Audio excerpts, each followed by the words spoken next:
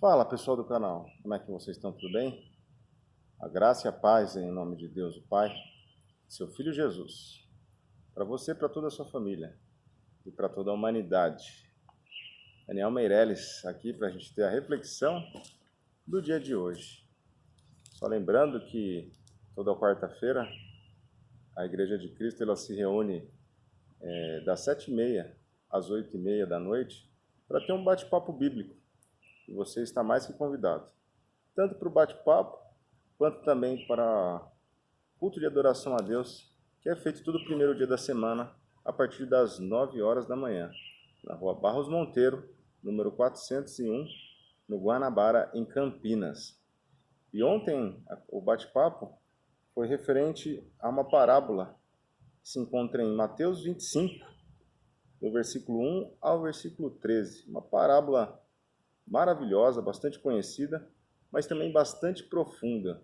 Muitos estudiosos entendem esta parábola aqui, cada um entende de uma forma.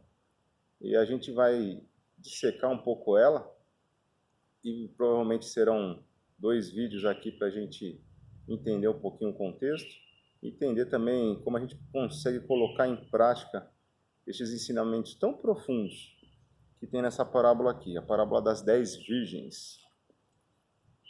Diz a palavra de Deus: o reino do céu será, pois, semelhante a 10 virgens, que pegaram suas candeias e saíram para encontrar-se com o noivo. 5 delas eram insensatas, e 5 eram prudentes. As insensatas pegaram as suas candeias, mas não levaram óleo. As prudentes, porém, levaram óleo em vasilhas, junto com as suas candeias. O noivo demorou a chegar, e todas ficaram com sono e adormeceram. À meia-noite ouviu-se um grito: o noivo se aproxima, saiam para encontrá-lo. Então todas as virgens acordaram e prepararam as suas candeias. As insensatas disseram às prudentes: dê-nos um pouco do seu óleo, pois as nossas candeias estão se apagando. Elas responderam: não, pois pode ser que não haja o suficiente para nós e para vocês. Vão comprar óleo para vocês. E saindo elas para comprar óleo, chegou o noivo. As virgens que estavam preparadas entraram com ele para o banquete nupcial, e a porta foi fechada. Mais tarde vieram também as outras e disseram: Senhor, Senhor, abra a porta para nós. Mas ele respondeu: a verdade é que não as conheço. Portanto, vigiem, porque vocês não sabem nem o dia, nem a hora. Pois porque vocês não sabem o dia, nem a hora. Muito interessante essa passagem. E nesse primeiro vídeo que a gente vai ter esse bate-papo, eu gostaria de falar alguns termos técnicos aqui da Palavra de Deus. Os estudiosos, eles criam esses termos técnicos aí justamente para ajudar as pessoas a conseguir compreender um pouco mais sobre a interpretação da Palavra de Deus. Muitas vezes esses termos técnicos aí, eles mais bagunçam a cabeça do que nos ajudam. Mas nesse caso aqui, eles ajudam bastante. Eu queria falar um pouco sobre exegese bíblica e a hermenêutica. Nesse vídeo eu vou falar um pouco sobre a exegese, mais especificamente, e no outro falando sobre a hermenêutica. A exegese é como se a gente ouvisse as instruções de Deus na época dos judeus, naquela época em que essas instruções foram passadas. E a hermenêutica é como a gente consegue pegar todas essas instruções daquela época e trazer para os dias atuais. Então vamos entender um pouco sobre a exegese, como se a gente estivesse na carne de um judeu daquela época, ouvindo Jesus falando estas instruções. Versículo 1 diz, Jesus falando: o reino do céu será, pois, semelhante a 10 virgens que pegaram suas candeias e saíram para encontrar-se com o noivo. Naquela época, o casamento ele funcionava da seguinte forma: O noivo, no casamento judaico, alguns, né? Não vou generalizar, mas alguns funcionavam da seguinte forma. O noivo conversava com o pai da noiva, entregava o dote, né? Ele tinha um dote para deixar com o pai da noiva uma grande quantia de dinheiro. Quando essa pessoa era abastada do dinheiro, e ele também entregava, é como se fosse um contrato de casamento, falando de como ele iria prover a noiva e sua família, mostrando essa proposta para o pai da noiva. Vamos lembrar que no contexto judaico, a mulher ela não tinha vontade própria, vamos dizer assim, naquela época. Não vontade própria, mas ela não tinha voz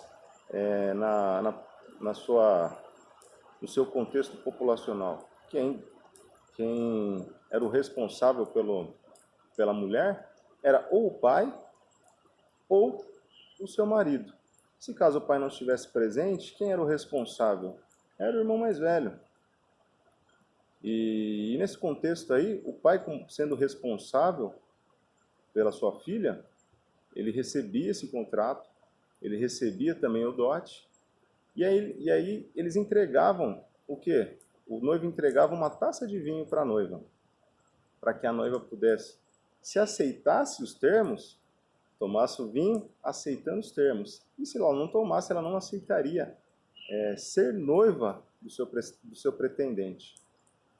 Então, é interessante a gente entender o contexto do noivado judaico para que a gente possa tirar desta parábola, que nada mais é que uma metáfora das coisas espirituais para os dias da época de Jesus, e a gente consegue tirar a maior quantidade de informações possíveis.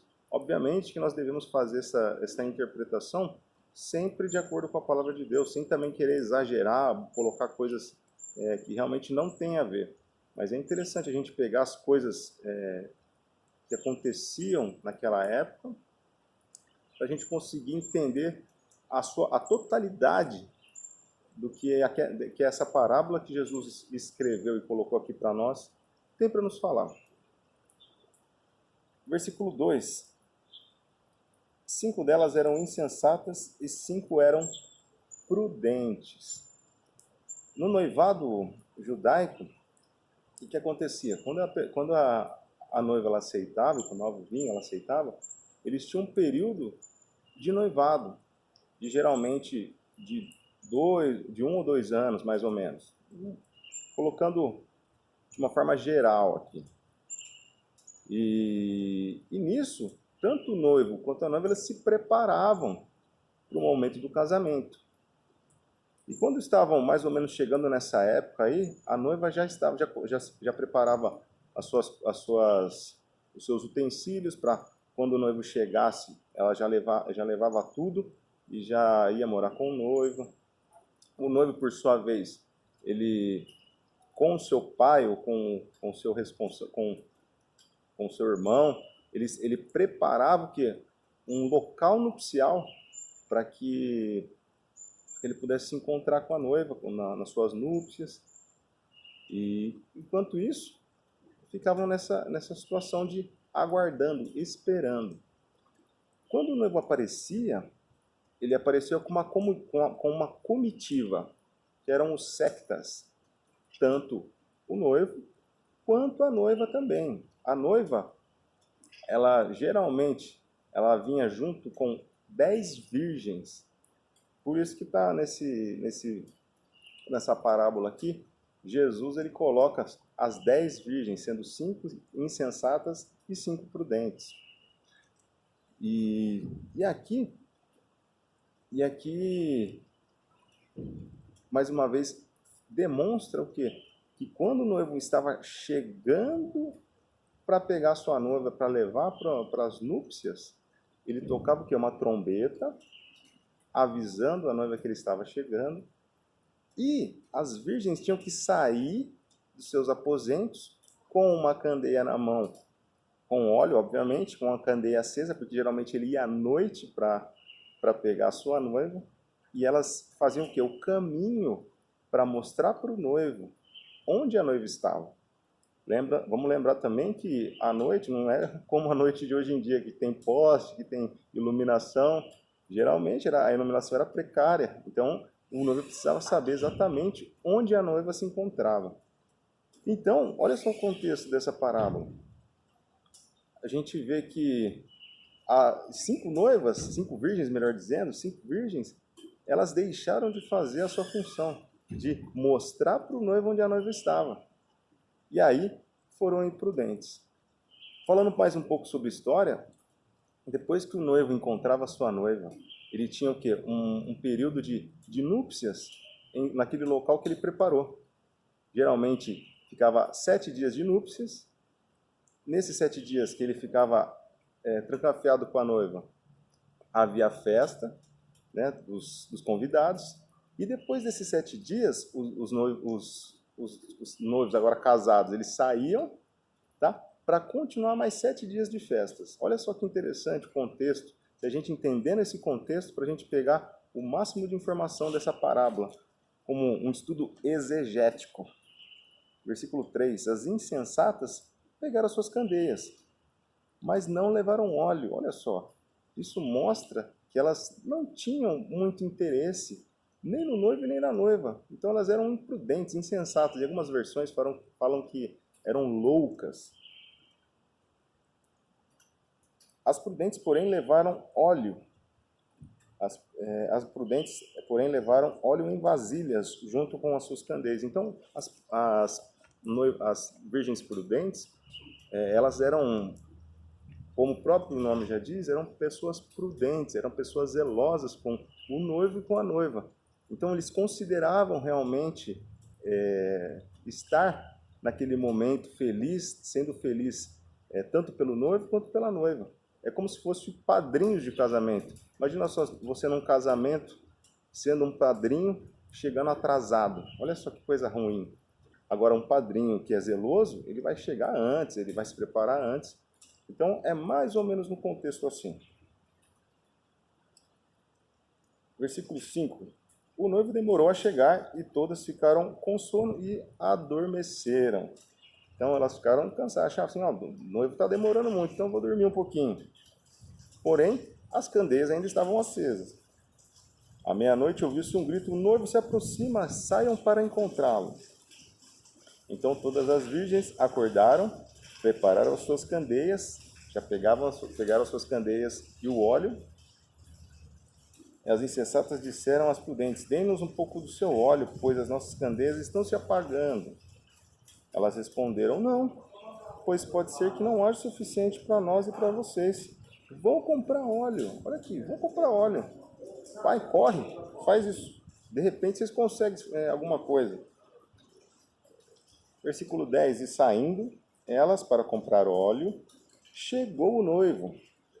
As virgens que estavam preparadas entraram com ele para o banquete nupcial, óbvio, eles receberam o noivo, fizeram a sua função. E o que acontece? O noivo pegou a noiva e foi para onde? Foi para o aposento nupcial e estava indo para o aposento nupcial e as virgens foram o quê? Foram aproveitar a festa, pois eram também uma das convidadas.